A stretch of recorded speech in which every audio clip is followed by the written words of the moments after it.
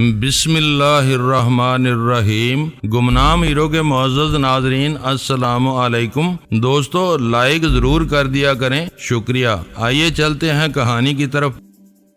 میں نے ان کی بتی پوری طرح گل کر رکھی تھی۔ وہاں رکے بغیر ہم آگے نکلتے چلے گئے۔ سپاہیوں کے گھوڑے بھی وہیں موجود تھے، مگر میرا خیال ہے ان دیہاتیوں کو یہ معلوم نہیں ہو سکا ہوگا کہ وہ پولیس کے سپاہی ہیں۔ کسی کے ماتھے پر تو نہیں لکھا ہوتا کہ اس کا محکمہ کیا ہے۔ ان کی ساری چیزیں تو ہم سمیٹ کر لے آئے تھے۔ گاڑی بالآخر قندھار جا پہنچی۔ وہ جنگل میں کھڑی یکو تنہا حویلی دور سے بہت ہیبت ناک اور پراسرار نظر آتی تھی۔ اس کے چاروں طرف کھیت ہی کھیت تھے۔ منظر اس کا مجھے ہمیشہ ہی بہت حسین دکھائی دیا۔ میرا خیال ہے کہ آسیہ بھی اسی لیے اس پر مر مٹی تھی۔ وہ بھی کسی ایسی ہی تنہائی کی متلاشی تھی جو اسے بالآخر مل ہی گئی، اور یوں ملی کہ وہ بلا شرکت گہرے اس کی مالک بن بیٹھی تھی۔ مگر وہ اب جس راستے پر چل رہی تھی وہ امن کا، سلامتی کا، صلح کا راستہ نہیں تھا۔ اس میں جا بجا گہری کھائیاں تھیں اور ان میں دبی بلائیں تھیں جو اسے اپنی سمت بلا رہی تھی، مگر وہ انہیں سراسر نظر انداز کر کے آگے بڑھ رہی تھی، جو مجھے کسی بھی طرح منظور نہیں تھا۔ میری اتنی عمر گزر گئی تھی مگر میں نے کبھی اس قسم کی چوری چکاری کی کوشش نہیں کی تھی۔ میں تو پرائے پیسے کو اس نظر سے نہیں دیکھتا تھا، یہاں تک کہ آبی نے بھی بالآخر راستی اختیار کر لی تھی۔ وہ بھی ڈاکہ زنی سے توبہ کر کے میرے ساتھ اس طرح منسلک ہو گیا تھا کہ پھر اس کے ذہن میں کبھی بھی دوسروں کو ان کی کمائی سے محروم کرنے کا خیال پیدا نہیں ہوا تھا۔ وہی رقم اس کے لیے کافی تھی جو ہم نے عالیہ سے چھین لی تھی۔ اگر ہم اسی پر انحصار کرتے تھے تو یہ ہماری نیک بختی کی نشانی تھی۔ روپے کی اصل چنبک ہمارے لیے معدوم ہو چکی تھی۔ ہمیں کبھی خیال ہی نہیں آیا تھا کہ ہم جو ساری رات آنکھوں میں گزار دیتے ہیں زاہد شب زندہ دار کی طرح، تو ہمیں ان سیاہ راتوں میں اٹھ کر کسی کے چاول چٹے کر دینے چاہیے۔ آبی کے ماتھے سے بھی وہ چنڈال بال ختم ہو چکا تھا جو اسے چوری اور ڈاکہ زنی پر اکساتا رہتا تھا، اور یہ بڑی اچھی بات تھی۔ مگر جب میں آسیہ کو اس دلدل میں دھنسا دیکھتا تھا تو میرا دل دکھنے لگتا تھا۔ حالانکہ وہ پڑھی لکھی عورت تھی، لڑکی تو اب وہ رہ ہی نہیں گئی تھی، مگر پھر بھی وہ 74 کے کھاتے میں پڑی ہوئی تھی۔ فخر سمجھتی تھی۔ اس کی ہنسی مجھے اب تک یاد ہے۔ عجیب سا طنز اور تفاخر جھلکتا تھا، بلکہ میں کہوں کہ اس میں شہدا پن زیادہ تھا، تو یہ بات زیادہ قرین قیاس تھی۔ آسیہ کا ذہن اس قدر بدل جائے گا میں اس کا تصور بھی نہیں کر سکتا تھا۔ وہ گاڑی سے نکل کر حویلی میں سرتاپا راز کی طرح داخل ہوئی، اس حال میں کہ اس کا سیاہ لباس دیکھنے والوں کو حیران کرتا تھا۔ اس کی کمر پر بندھی پیٹی اسے اور زیادہ خوش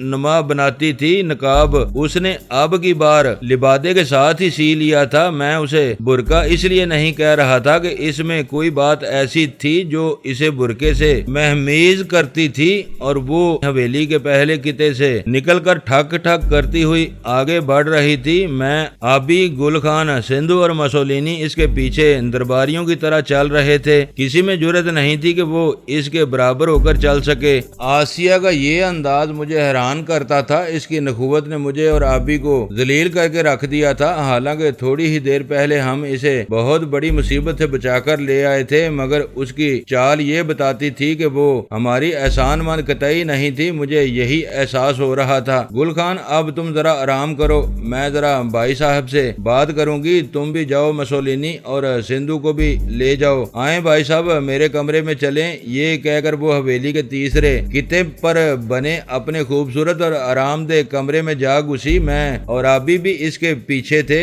اس نے جاتے ہی وہ سیاہ لبادہ اتار دیا۔ اس کے نیچے وہ پھر خدر ہی میں ملبوس تھی، البتہ سردی سے بچنے کے لیے اس نے ایک عمدہ سویٹر پہن رکھا تھا، اور بس اس کا چہرہ تر و تازہ گلابوں کی خبر دیتا تھا۔ بال اس نے جوڑے کی صورت میں باندھ رکھے تھے، ہاتھ پاؤں اس کے زیور کی علائش سے مبرہ تھے۔ پورے بازو کے سویٹر سے باہر جھانکتی اس کی کلائیاں مجھے کسی کسی ید بیزان کا احساس دلاتی تھیں۔ پتہ نہیں اس میں اس قدر تازگی اور شگفتگی کہاں سے اندر آئی تھی، حالانکہ جب میں نے اسے پہلے دیکھا تھا تو وہ ایسی ہرگز نہیں تھی۔ اس وقت تو یہ محسوس ہوتا تھا کہ وہ جاں کنی کے عذاب میں مبتلا ہے، بالکل دان پان سی ہو کر رہ گئی تھی۔ ہڈیوں کی مٹھ تھپکی مارو تو ہوا میں اڑ جائے، مگر اب اس کے پاؤں کا تھڑا مضبوط ہو گیا تھا۔ اس کی آنکھوں میں ایک آہنی عزم جھلکنے لگا تھا اور وہ ایک صوفے پر بیٹھ گئی۔ ہاتھ کے اشارے سے اس نے ہمیں دوسرے صوفے پر بیٹھنے کے لیے کہا اور پھر اس نے اپنی ملازمہ کو بلایا۔ وہ اس کی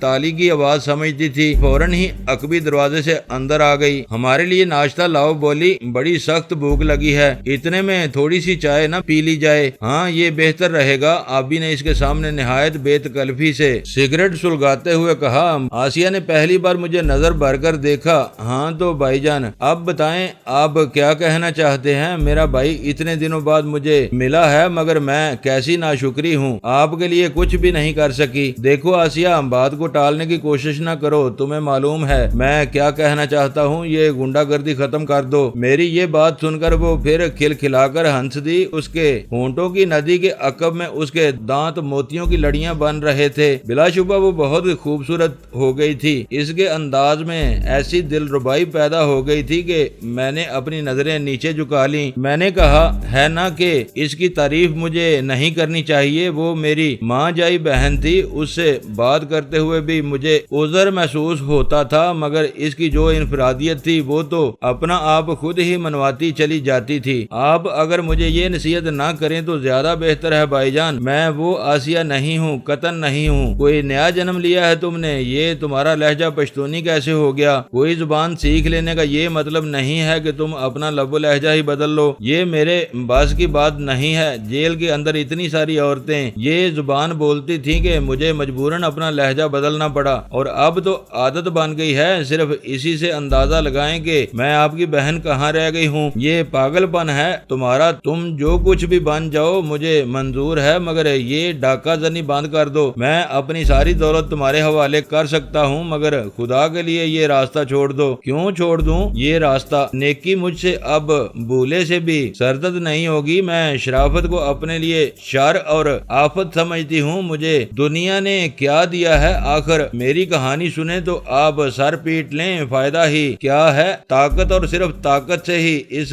جنگل میں جیا جا سکتا ہے، اور میں اسی سے کام لوں گی۔ تم گرفتار ہو جاؤ گی آسیہ۔ ابھی ہم رزمک نہ پہنچتے تو وہ وٹو تمہارا بندوبست کر چکا تھا، تم چوہے دان میں پھنس کر رہ گئی تھی۔ ایسا کسی بھی وقت ہو سکتا ہے، پھر جو تمہارا حشر ہوگا وہ تم خود اندازہ کر سکتی ہو۔ جیل کے اس ڈاکٹر کا قتل ابھی تک تمہارے ذمے ہے، پولیس کو ہر وقت تمہاری تلاش رہتی ہے، تم نے گرائے کو مار دیا۔ اب شاید حمید کلہری کی باری ہے، اور پتہ نہیں کس کس پر ہاتھ صاف کیا ہے تم نے۔ مجھے بتاؤ یہ سب کون بھگتے گا؟ بہتر ہے یہ حویلی چھوڑ کر والدہ کے پاس چلی جاؤ، اس کو سہارا دو، وہ بہت دکھی ہو رہی ہے۔ میری بات سمجھنے کی کوشش کرو، میں اور میرے دوست آبی نے تمہاری رہائی اور تمہاری تلاش میں جتنی تکلیفیں اٹھائی ہیں ان کا تم تصور بھی نہیں کر سکتی ہو۔ اب تو ہمیں آرام لینے دو، کب تک ہم تمہارے پیچھے پاگل ہوتے پھریں گے؟ میں یہ بات کہہ رہا تھا، مگر مجھے محسوس ہو رہا تھا جیسے وہ سن ہی نہیں رہی ہو۔ اٹھ کر وہ سیدھی غسل خانے میں چلی گئی۔ ایک گہری طنز بری مسکراہٹ اس کے چہرے پر مسلسل رقصاں تھی، جیسے وہ مجھے کچھ سمجھ ہی نہ رہی ہو، مجھ سے گو اس کا کوئی تعلق ہی نہ ہو۔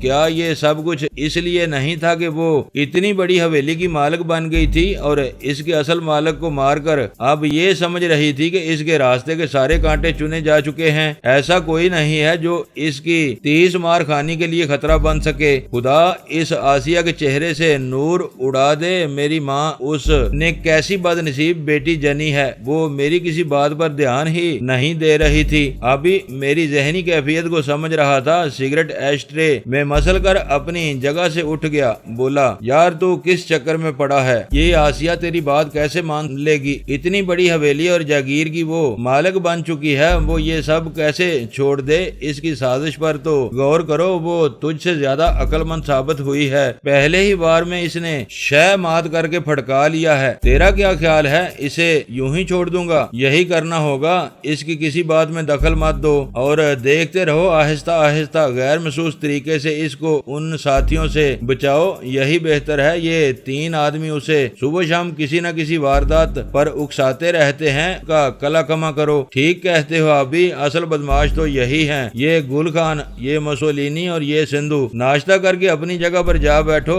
4-8 دن یہاں گزارو، پھر دیکھو کہ ہوتا کیا ہے۔ یوں ہی اسے نصیحتیں کرنے کا کوئی فائدہ نہ ہوگا۔ آسیہ کوئی 20 منٹ بعد غسل خانے سے باہر آ گئی۔ اتنے میں بولی نے ہمارے سامنے ناشتہ رکھ دیا، چائے بھی اس کے ساتھ تھی۔ آئیں یہ ناشتہ کر لیں، پہلے دفعہ کریں، آپ میرے بھائی ہیں مگر میرا خیال ہے آپ کے یہ دوست آپ سے زیادہ سمجھدار ہیں، یہ تو اب تک کچھ نہیں بولے۔ کاغ سمجھدار ہیں، یہ میری طرح جگہ جگہ دھکے کھاتا پھرتا ہے۔ یار اس تعریف کا تو حقدار بالکل بھی نہیں ہے، مگر آسیہ نے کہا ہے تو ٹھیک ہی ہوگا۔ سوال یہ ہے بھائی جان کہ اس لاشاری کا کیا کریں؟ وہ بلال احمد کو چھین کر لے گیا ہے اور وہ ہر قیمت پر مجھے واپس ملنا چاہیے۔ کیا خیال ہے آپ کا آبی صاحب؟ جناب والا، آسیہ نے آبی کو مخاطب کرتے ہوئے کہا۔ وہ اس کے اس طرز تخاطب پر پریشان سا ہو گیا۔ کچھ مجھ سے کہا ہے آپ نے؟ آبی نے گرم گرم انڈے کو کھولتے ہوئے کہا۔ جی ہاں، میں اپنے بچے کی بات کر رہی تھی۔ مجھے افسوس ہے بھائی جان، مگر میں اسے چھوڑ بھی تو نہیں سکتی۔ کیوں آبی صاحب؟ قبلہ اگرچہ وہ، میں سمجھ رہا ہوں بی بی، بالکل سمجھ رہا ہوں، اگرچہ وہ ناجائز ہے مگر ہے تو اپنا ہی نا۔ آسیہ نے اس کی بات کا قطعاً برا نہیں منایا، بہت سنجیدہ ہو کر بولی، مجھے خود وہاں جانا پڑے گا۔ ظاہر ہے ہم بھلا اس معاملے میں کیا کر سکتے ہیں؟ ویسے لاشاری چاہتا تھا کہ آپ اس سے شادی کر لیں، پھر تو مجھے مر ہی جانا چاہیے۔ میں اس آدمی کو اپنا شوہر بنا لوں جس نے میری بے بسی سے فائدہ اٹھایا۔ نہیں آبی صاحب، یہ نہیں ہو سکتا۔ اسے تو میں اپنے ہاتھ سے گولی ماروں گی اور یہاں بلوا کر آپ دیکھتے رہیں۔ کیا کریں گی آپ؟ میں ان تینوں کو کل صبح سندھ بھیج دوں گی، یہ خود نمٹ لیں گے اس سے۔ واہ سبحان اللہ، کیا بات کی ہے آپ نے! کیا خیال ہے جلانی؟ ہے نا وہ کیا کہتے ہیں، ایک دم ونڈرفل آئیڈیا کہ آسیہ اسے خود گولی مارے گی، ایک دم ڈرامے کا کلائمیکس ہوگا۔ ویسے اس ڈاکٹر کو آپ نے کیسے مار لیا؟ وہ تو اسی لائق تھا بھائی جان، پتہ نہیں کتنی قیدی عورتیں اس نے تباہ کر دی تھیں۔ ایسا انجیکشن لگاتا تھا کہ عورتوں کو خبر بھی نہیں ہوتی تھی کہ ایک دن وہ پیٹ پکڑ کر بیٹھ جاتی تھی۔ کئی ایک کو ان لوگوں نے بڑی سخت سزائیں دیں جو ظلم بےہودگی وہ کرتے تھے۔ آپ کے سامنے میری زبان پر نہیں آ سکتا، وہ ذلیل ہو جاتی تھی مگر انہیں کچھ پتہ نہیں ہوتا تھا کہ ان کے ساتھ ہوا کیا ہے۔ میں وہ منظر کبھی نہیں بھول سکوں گی آبی صاحب۔ اس کی عمر یہی کوئی 14-15 سال ہوگی۔ نام اس کا صاحبہ تھا، سرائے عالمگیر کی رہنے والی تھی۔ اس نے اپنی سوتیلی ماں کو مار دیا تھا۔ اس سے وہ سارا دن اتنا کام کرواتی تھی کہ وہ ہلکان ہو گئی تھی، جبکہ اس کی 2 سوتیلی بہنیں گھر میں سارا دن آرام کرتی تھیں۔ اسی زیادتی کی وجہ سے صاحبہ نے ایک دن اپنی سوتیلی ماں کو کنویں میں گرا دیا۔ ان دنوں وہ 7 سال کی جیل کاٹ رہی تھی اور اسے ڈاکٹر نے اس کو بھی اس طرح تباہ کر دیا تھا۔ جب بات پھیلی تو اس کے پاس اس کا کوئی جواب نہیں تھا۔ ابھی 5ویں مہینے میں پہنچی تھی کہ جیل کے لوگ اس پر پل پڑے۔ وہ خوبصورت بھی بہت تھی۔ سب سے پہلے وہ سپرنٹینڈنٹ کی خدمت میں پیش ہوئی۔ یہ صدمہ جھیل کر وہ باہر نکلی تو اگلے دن اسسٹنٹ سپرنٹینڈنٹ نے اسے اپنی کوٹھی پر بلوا لیا۔ وہاں سے وہ روتی دھوتی نکلی تو پھر اس کے ضبط کے سارے بند ہی ٹوٹ گئے۔ وہ جیل کے سپاہیوں کے ہتھے چڑھ گئی۔ اس کا رونا بلکنا مجھ سے دیکھا نہیں جاتا تھا۔ ایک عورت کمالو وہاں تھی اور وہ اس کی دوست بنی ہوئی تھی۔ وہ جیل میں افیون کا دھندا کرتی تھی۔ صاحبہ ایک رات سپاہیوں کے کوارٹر سے واپس آئی تو اس نے افیون نگل لی۔ وہ اس زندگی سے عاجز آ گئی تھی۔ آخر اس نے پیچھا چھڑا لیا۔ اس کی لاش پر ساری ہی عورتیں بے حد روئیں مگر کوئی بھی اس کی مدد نہیں کر سکتا تھا۔ وہ اسے چپکے سے پیشی کے بہانے باہر لے جاتے تھے اور جب وہ واپس آتی تھی تو اتنی نچی خوشی ہوتی تھی کہ سارے جہان جہان کے آنسو مل کر بھی اس کا دکھ نہیں بانٹ سکتے تھے، اور یہ سب کچھ اس ڈاکٹر کی وجہ سے ہوا تھا۔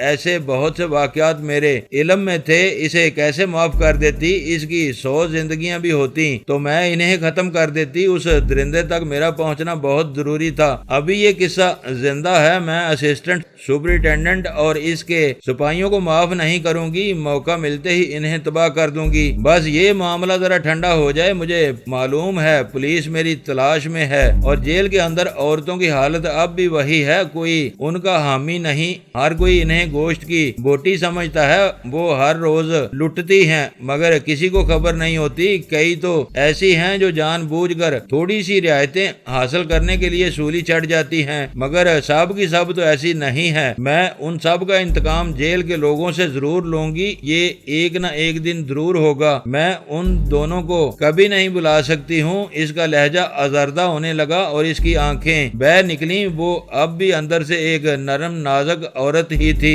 اب بھی اس کا دل اتنے سارے مظالم پر تڑپ اٹھتا تھا۔ وہ سب کچھ جب یاد آتا تھا تو وہ لہو روتی تھی۔ آپ مجھے کیسے روک لیں گے بھائی جان؟ میں نے عورتوں کو اس قدر ذلیل ہوتے کبھی نہیں دیکھا ہے۔ وہ بھی کسی کی ماں بہن اور بیٹیاں ہیں مگر کسی کو ان سے ہمدردی نہیں ہے، کوئی ان کے آنسو نہیں پہنچ سکتا۔ وہ اپنے کسی نہ کسی جرم کی سزا بھگتنے کے لیے اندر گئی ہیں مگر ان کی سزا سہ چند ہو جاتی ہے۔ تم ٹھیک کہتی ہو آسیہ، مگر تم کس سے بدلہ لوگی؟ وزیرہ آباد میں تمہارے ساتھ یہی ڈرامہ کھیلا گیا، پھر بھی تم کچھ نہ کر سکیں۔ ہر جگہ عورت دلیل ہو رہی ہے، مردوں نے اسے واقعی کھلونا سمجھ رکھا ہے، مگر یہ سلسلہ ختم نہیں ہو سکتا۔ پولیس کو اب اس ڈرائیور نے تمہارا حلیہ بتا رکھا ہے، وہ تمہیں دیکھنے پر پہچان بھی لے گا۔ تمہاری گرفتاری پر شاید کچھ انعام بھی مقرر ہے۔ بہتر ہے تم اس سارے معاملے سے الگ ہو کر کسی جگہ گھر بسا کر بیٹھ رہو، اپنی چار دیواری کے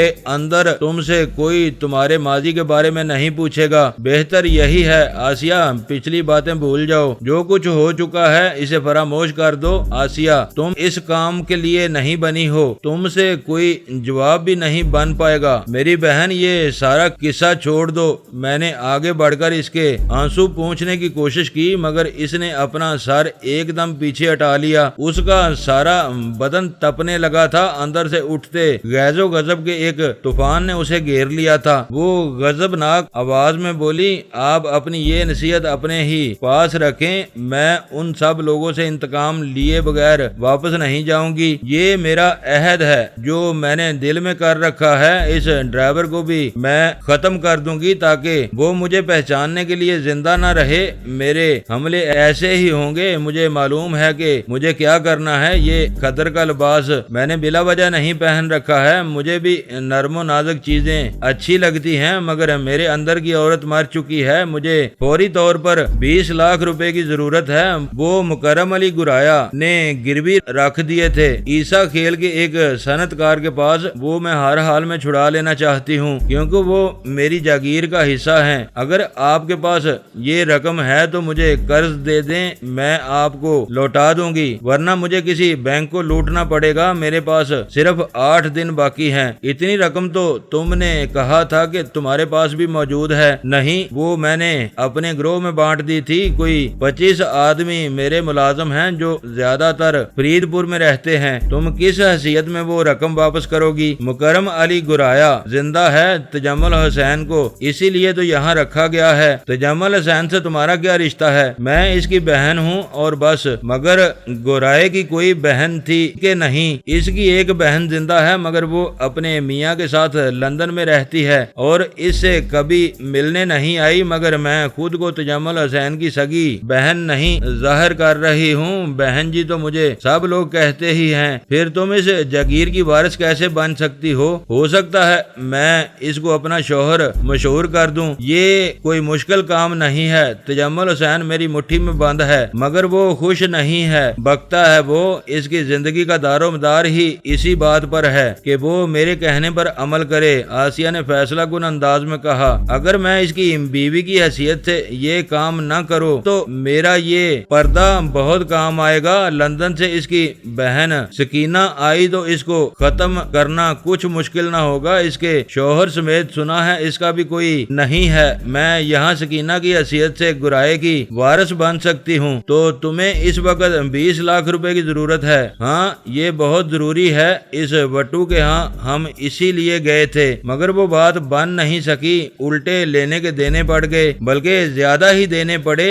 4 پولیس بے ہوش ہو گئے۔ آپ نے انہیں بے ہوش کیسے کر دیا؟ آدمی اتنا ڈھیٹ ہے کہ چھوٹی موٹی ضرب اسے کچھ بھی نہیں کہتی، اور آپ کہتے ہیں کہ چٹ پٹ بے ہوش پڑے تھے۔ یہ میرے پیر استاد کا کرشمہ ہے جیلانی کا، اس کے ہاتھ میں ایسا اعجاز ہے کہ جسے چاہے بے ہوش کر دے۔ ہاں مجھے یہی کرنا چاہیے تھا، ورنہ تمہاری جان مصیبت میں آ جاتی، مگر سوال تو وہی ہے کہ آپ نے بے ہوش کیسے کر دیا؟ کسی دن آپ کو بھی پتا چل جائے گا، اپنی گردن اس سے بچا کر رکھیں، یہ چاہے تو چیتے کو بھی دن میں تارے دکھا سکتا ہے۔ اچھا یہ گر مجھے بھی بتا دیں بھائی جان، مجھے تو اس کی آج کل بے حد ضرورت ہے۔ آسیہ اب مسکرانے لگی تھی، اس کی آنکھوں میں اب نرمی جھلکنے لگی تھی۔ بتا دیں گے، ایسی بھی کیا جلدی ہے؟ ابھی تک جو ہم زندہ ہیں تو محض اس جنتر منتر کی وجہ سے، ایسا ہے تو پھر تمہیں ہم 20 لاکھ روپیہ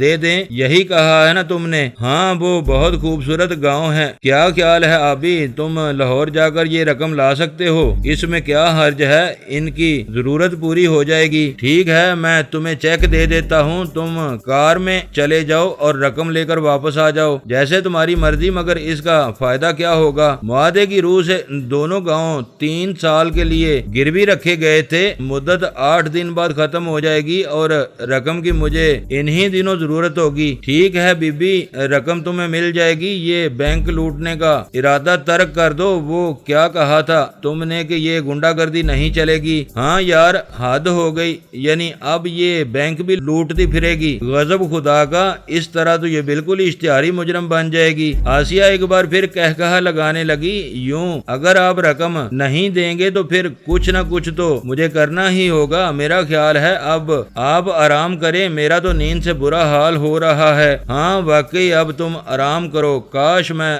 رات ہی تمہیں روک لیتا، مگر تم بہت تیزی سے نکل گئی تھی۔ میں نے وہاں سے اٹھتے ہوئے کہا، اچانک میں نے محسوس کیا کہ آبی کی نظر آسیہ کے چہرے سے الجھ رہی ہے، مگر مجھے اپنی طرف متوجہ پا کے اس نے فوراً اپنی نشست چھوڑ دی۔ اس کے چہرے پر خجالت سی ابھرنے لگی تھی۔ یہ میرا وہم تھا یا کیا تھا؟ مجھے آبی کی نظر میں وہ خمار جھلکتا دکھائی دیا جو اس سے پہلے میں نے کبھی نہیں دیکھا تھا۔ پتہ نہیں وہ کیا سوچ رہا تھا۔ چلو بھائی اسے آرام کرنے دو، یہ بیچاری ساری رات جاگتی رہی ہے۔ ہاں چلو، انہیں واقعی گہرے آرام کی ضرورت ہے۔ آبی کی آواز اپنی نہیں تھی، وہ شاید وہاں سے اٹھنا نہیں چاہتا تھا، مگر پھر بھی وہ اٹھ گیا اور تیزی سے دروازہ کھول کر باہر نکل گیا، جیسے وہ پیچھے مڑ کر دیکھنے سے پتھر کا ہو جائے گا۔ انداز اس کا ایسا ہی تھا۔ میرا خیال ہے آسیہ نے بھی اس کی نظر کا مفہوم سمجھ لیا تھا۔ بولی، آپ کے دوست کی آنکھیں تو ٹھیک ہے نا؟ مجھے ان میں کچھ گڑبڑ نظر آتی ہے۔ کیسی گڑبڑ؟ لگتا ہے جیسے اس کی پتلیوں میں مسلسل ایک حرکت نمایاں ہوتی ہے۔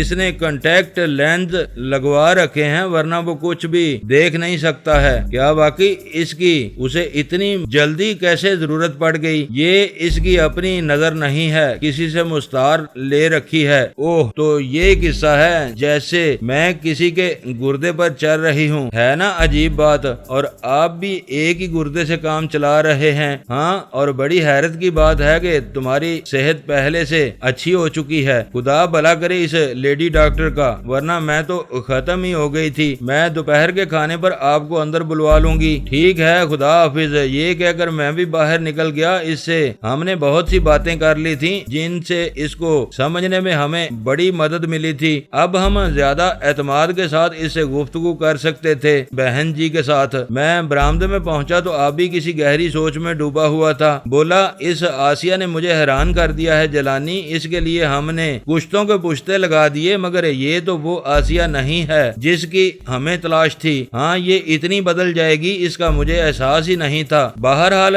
پھر بھی یہ ہماری بہن ہے، اس کو بچا لینا ہمارا فرض ہے۔ وہ تو ٹھیک ہے، مگر اسے کسی تحفظ کی ضرورت ہی نہیں۔ اس نے تو خود ایک فہرست تیار کر رکھی ہے ایسے لوگوں کی جنہیں وہ ختم کر دینا چاہتی ہے۔ ہاں دیکھو کیا ہوتا ہے، میں بہرحال اسے روکوں گا۔ ایسا نہیں ہونا چاہیے، ماضی کو بھول جانا چاہیے۔ اس کا تو خیال ہے کہ وہ بدماش لوگ اب بھی جیل میں وہی کچھ کرتے ہیں جو اس نے دیکھ رکھا ہے۔ خیر دیکھا جائے گا، آؤ میں بہت تھک گیا ہوں۔ یہ کہہ کر میں آبی کو ساتھ لے کر مہمان خانے کی طرف چل دیا۔ غوث محمد نے اس عرصے میں وہاں کی ہر شے جھاڑ پونچھ دی تھی۔ ہم لحاف اوڑھ کر بستر میں جا گھسے، ہمارے لیے یہی بہتر تھا۔ اس حیرت کدے میں بات بات پر حیران ہونے کی بجائے ہمارے سو جانا ہی بہتر تھا۔ وہ تو اچھا تھا کہ راستے میں ہمیں کسی نے للکارا نہیں، وہ وٹو بھی ہم تک نہیں پہنچ سکا تھا اور اسے نہیں معلوم تھا کہ ہم کس طرف نکلے ہیں، ورنہ حویلی تک پہنچنا ناممکن ہو جاتا۔ یہ بھی بڑی اہم بات تھی کہ بہن جی ہمیشہ رات کے وقت باہر نکلتی تھی اور عام لوگوں سے میل ملاپ پسند نہیں کرتی تھی اور کوئی اسے پہچانتا نہیں تھا۔ اسے ہم نے وٹو کے مکان پر بھی بے نقاب نہیں کیا تھا اور باہر نکلتے ہی ہم نے اسے ہتھ کڑی لگا لی تھی۔ البتہ گل خان اور موسولینی کو وہ لوگ پہچان چکے تھے، ان سے وہ کسی بھی وقت دو دو ہاتھ کر سکتے تھے، مگر ان کے بارے میں ہمیں کسی تردد کی ضرورت نہیں تھی۔